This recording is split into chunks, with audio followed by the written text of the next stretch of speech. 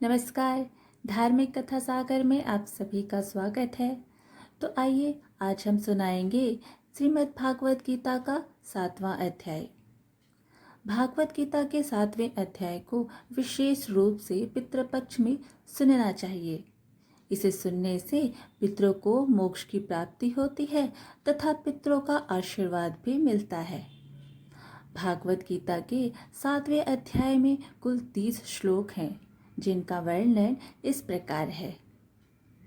श्री भगवान बोले, हे पार्थ, मुझ में अनन्य प्रेम से आसक्त हुए मन वाला और अनन्य भाव से मेरे परायण होकर योग में लगा हुआ मुझको संपूर्ण विभूति बल ऐश्वर्यादि गुणों से युक्त सबका आत्म रूप जिस प्रकार संशय रहित जानेगा, उसको सुन। मैं तेरे लिए इस विज्ञान सहित तत्व ज्ञान को संपूर्णता से कहूँगा कि जिसको जानकर संसार में फिर कुछ भी जानने योग्य शेष नहीं रहता है। हजारों मनुष्यों में कोई एक मेरी प्राप्ति के लिए यत्न करता है और उन यत्न करने वाले योगियों में भी कोई ही पुरुष मेरे परायण हुआ मुझको तत्व से जानता है। पृथ्वी, जल, तेज, वायु तथा आकाश और मन, बुद्धि एवं अहंकार, ऐसे यह 8 प्रकार से विभक्त हुई मेरी प्रकृति है। यह 8 प्रकार के भेदों वाली तो अपरा है, अर्थात मेरी जड़ प्रकृति है। और हे महाबाहो, इससे दूसरी को मेरी जीव रूपा पर अर्थात चेतन प्रकृति जान की, जिससे यह संपूर्ण जगत धारण किया जाता है। हे अर्जुन, तू ऐसा समझ कि संपूर्ण भूत इन दोनों प्रकृतियों परा अपरा से उत्पन्न होने वाले हैं और मैं संपूर्ण जगत की उत्पत्ति तथा प्रलय रूप हूँ, अर्थात संपूर्ण जगत का मूल कारण हूँ। हे धनंजय, मुझसे भिन्न दूसरा कोई भी परम कारण नहीं है। यह संपूर्ण सूत्र में मड़ियों के सदृश मुझ में गुथा हुआ है। हे अर्जुन, जल में मैं रस हूँ, चंद्रमा और सूर्य में मैं प्रकाश हूँ, संपूर्ण वेदों में प्रणव ओम मैं हूँ, आकाश में शब्द और पुरुषों में पुरुष तत्व मैं हूँ, पृथ्वी में पवित्र गंध और अग्नि में मैं तेज हूँ, संपूर्ण भूतों में मैं जीवन हूँ, अर्थात जिससे वे जीते हैं वह तत्व मैं हूँ, तथा तपस्वियों में तप मैं हूँ। हे अर्जुन, तू संपूर्ण भूतों का सनातन बीज यानी कारण मुझे ही जान। मैं बुद्धिमानों की बुद्धि और तेजस्वियों का तेज हूँ। हे भरत श्रेष्ठ, आसक्ति और कामनाओं से रहित बलवानों का बल अर्थात सामर्थ्य मैं हूँ और सब भूतों में धर्म के अनुकूल अर्थात शास्त्र के अनुकूल काम मैं हूँ।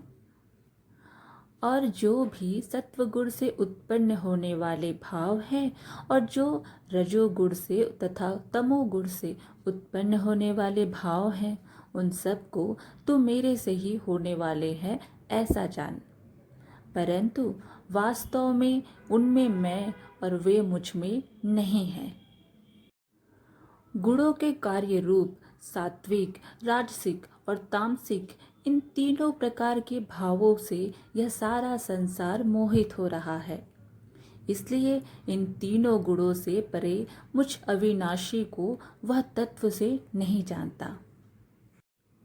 यह अलौकिक अर्थात अति अद्भुत त्रिगुणमयी मेरी माया बड़ी दुस्तर है, परंतु जो पुरुष केवल मुझको ही निरंतर भजते हैं वे इस माया को उल्लंघन कर जाते हैं, अर्थात संसार से तर जाते हैं।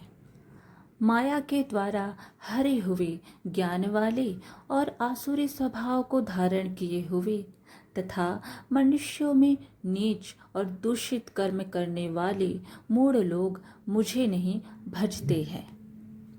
हे भरतवंशियों में श्रेष्ठ अर्जुन, उत्तम कर्म वाले अर्थार्थी, आर्त, जिज्ञासु और ज्ञानी ऐसे 4 प्रकार के भक्तजन मुझे भजते हैं। उनमें भी नित्य मुझ में एक ही भाव से स्थित हुआ। अनन्य प्रेम भक्ति वाला ज्ञानी भक्त अति उत्तम है, क्योंकि मुझे तत्व से जानने वाले ज्ञानी को मैं अत्यंत प्रिय हूँ और वह ज्ञानी मुझे अत्यंत प्रिय है। ये सभी उदार है, अर्थात श्रद्धा सहित मेरे भजन के लिए समय लगाने वाली होने से उत्तम है, परंतु ज्ञानी तो साक्षात मेरा स्वरूप ही है, ऐसा मेरा मत है, क्योंकि वह मतगत मन बुद्धि वाला ज्ञानी भक्त अति उत्तम गति स्वरूप मुझ में ही अच्छी प्रकार स्थित है। बहुत जन्मों के अंत के जन्म में तत्व ज्ञान को प्राप्त हुआ ज्ञानी सब कुछ वासुदेव ही है। इस प्रकार मुझे भजता है वह महात्मा अति दुर्लभ है। उन भोगों की कामना द्वारा जिनका ज्ञान हरा जा चुका है, वे लोग अपने स्वभाव से प्रेरित होकर उस नियम को धारण करके अन्य देवताओं को भजते हैं, अर्थात पूजते हैं। जो सकाम भक्त जिस देवता के स्वरूप को श्रद्धा से पूजना चाहता है, उस भक्त की श्रद्धा को मैं उसी देवता के प्रति स्थिर करता हूँ। वह पुरुष उस श्रद्धा से युक्त होकर उस देवता का पूजन करता है और उस देवता से मेरे द्वारा ही विधान किए हुए उन इच्छित भोगों को निसंदेह प्राप्त करता है। परंतु उन अल्प बुद्धि वालों का वह फल नाशवान है तथा वे देवताओं को पूजने वाले देवताओं को प्राप्त होते हैं और मेरे भक्त चाहे जैसे भी भजें, अंत में मुझे ही प्राप्त होते हैं। बुद्धिहीन पुरुष मेरे अनंतम अविनाशी परम भाव को न जानते हुए मन इंद्रियों से परे मुझ सच्चिदानंद घन परमात्मा को मनुष्य की भांति जानकर व्यक्ति के भाव को प्राप्त हुआ मानते हैं। अपनी योग माया से छिपा हुआ मैं सबके प्रत्यक्ष नहीं होता, इसलिए यह अज्ञानी जन समुदाय मुझ जन्म रहित अविनाशी परमात्मा को तत्व से नहीं जानता है, अर्थात मुझको जन्मने मरने वाला समझता है। हे अर्जुन, पूर्व में व्यतीत हुए और वर्तमान में स्थित तथा आगे होने वाले सब भूतों को मैं जानता हूँ, परंतु मुझको कोई भी श्रद्धा भक्ति रहित पुरुष नहीं जानता। हे भरतवंशी अर्जुन, संसार में इच्छा और द्वेष से उत्पन्न हुई सुख दुखादि द्वंद्व रूप मोह से संपूर्ण प्राणी अति अज्ञानता को प्राप्त हो रहे हैं। निष्काम भाव से श्रेष्ठ कर्मों का आचरण करने वाला जिन पुरुषों का पाप नष्ट हो गया है, वे राग द्वेषादि जनित द्वंद्व रूप मोह से मुक्त और दृढ़ निश्चय वाले पुरुष मुझको भजते हैं। जो मेरे शरण होकर जरा और मरण से छूटने के लिए यत्न करते हैं, वे पुरुष उस ब्रह्म को तथा संपूर्ण अध्यात्म को और संपूर्ण कर्म को जानते हैं। जो पुरुष अधिभूत और अधिदेव के सहित तथा अधियज्ञ के सहित सबका आत्म रूप मुझे अंतकाल में भी जानते हैं, वे युक्त चित्त वाले पुरुष मुझको ही जानते हैं, अर्थात मुझको ही प्राप्त होते हैं।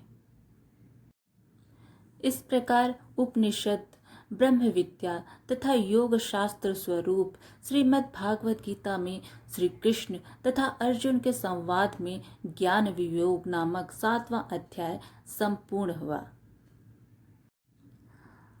अगर आप लोगों को वीडियो पसंद आती हो तो वीडियो को लाइक ज़रूर करें और चैनल को सब्सक्राइब भी ज़रूर करें।